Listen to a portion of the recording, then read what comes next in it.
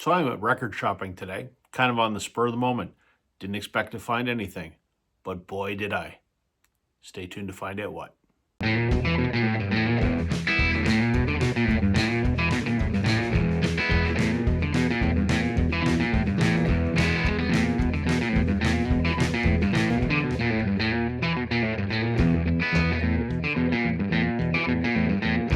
Hey, everybody, welcome to Northern Revolutions. I'm Rob. Welcome back if you're returning. Welcome if you're new. I'm back from a week of working in Vegas, doing a trade show, which is why I didn't post a video last Sunday. I apologize for that. Just wasn't enough time getting ready for the trip. But I'm back and got in very late last night. So kind of did a work from home day today, and the wife and I went out for breakfast. While we were out for breakfast, I thought to myself, we should go to the record store. There's a record store right next door to the diner that we went to. Let me say this. This is a record store that I don't go to very often. It will remain nameless because I don't have anything positive to say about it. They build themselves as our city's record store, and they absolutely are not. It's really a CD and DVD used place that has vinyl. And they've been around for years, and they suck. Their selection of records is terrible. Very little new, tons of used that is not very good. And they are generally snobby, pretentious douchebags. What I mean by that is they have a long history of, only stocking stuff that you've never heard of before, no one has ever heard of before. If it's commercial, you will not find it. If it has any modicum of success, you will not find it.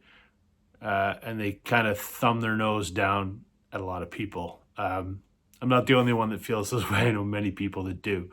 So I don't go there a lot, a few times a year. I haven't bought anything there in probably 2 years. But it was next door to the diner. And I'm like, you know what? I'll pop in. Maybe there'll be something cool. And for the first time in probably 10 years, I actually bought more than one record. I bought a lot of stuff. So I'll share with you what I picked up today. Pretty excited about all of it, to be quite honest. Okay, so the first thing I picked up is a record I think a lot of people have. And that's Johnny Cash, live at Folsom Prison.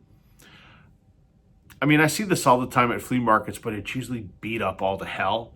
And this is actually a really clean copy. The jacket is in great shape.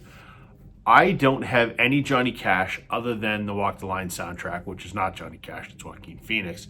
But love that movie, and I like some Johnny Cash. I just don't own any on vinyl. And I've been looking for this for a while.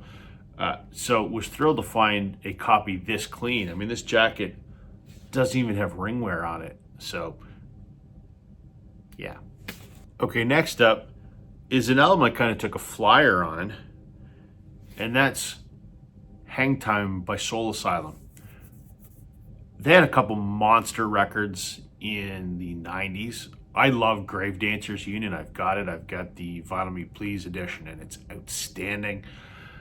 This came out in 88. I think this was like their third record maybe, but it was their major label debut on A&M. I think it was an album or two before Grave Dancers Union.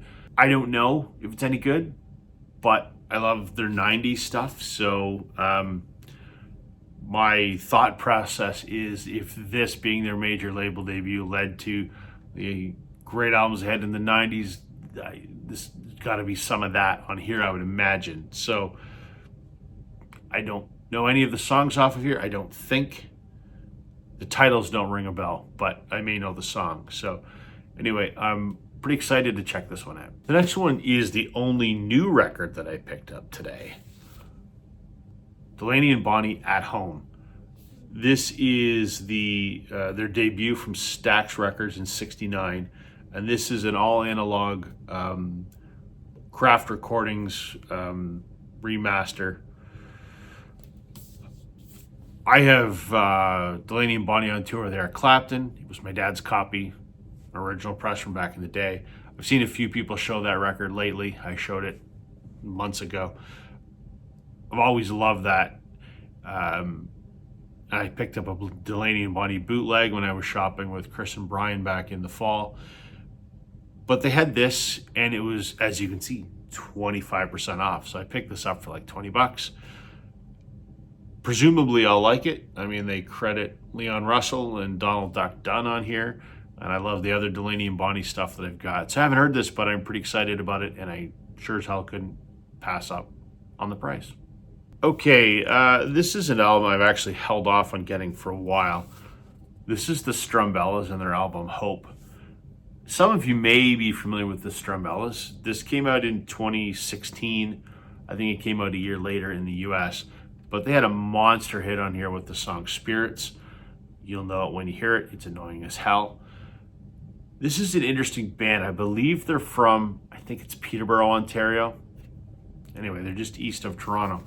I've seen these guys. They opened for Whitehorse before they were anybody. And I love their first two albums, especially their second one, We Still Move on Dance Floors. That album is amazing. It's kind of a, I guess, folk rock, I guess. Very interesting, though. A lot of, it's kind of upbeat, instrument-driven, multi-part vocal harmonies, really great. Simon Ward is the singer and principal songwriter. He's still the songwriter for the band, but he doesn't tour with them anymore. Love this band, and I loved this band before they became huge, and this is the album that made them huge off of the song Spirits. I don't really like the song Spirits, and I've not heard anything off this album, and I kind of never picked it up because I thought the song Spirits was annoying.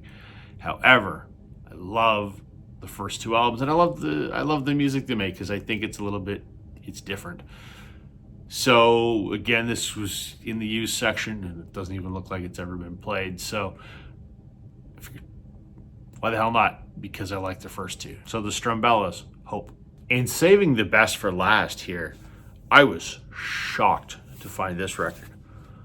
This is Skye Wallace. This is her self-titled album from 2019. Skye Wallace, I became a fan of, I think, a year and a half ago-ish. She signed to Six Shooter Records, which is my favorite indie label out of Toronto, and she put out an album called Terribly Good, which is a lot better than Terribly Good. It's terribly great. One of the best rock albums I've heard in years. She's a very, very strong singer. I mean, she sort of reminded me of like Heart's Barracuda, you know, that kind of sound, but the guitars are nice, like crunchy Gibson SG kind of guitar tones on that album. So this is the only other album she has on vinyl. There's no liner notes, so presumably this is self-released. I don't see a label on here per se.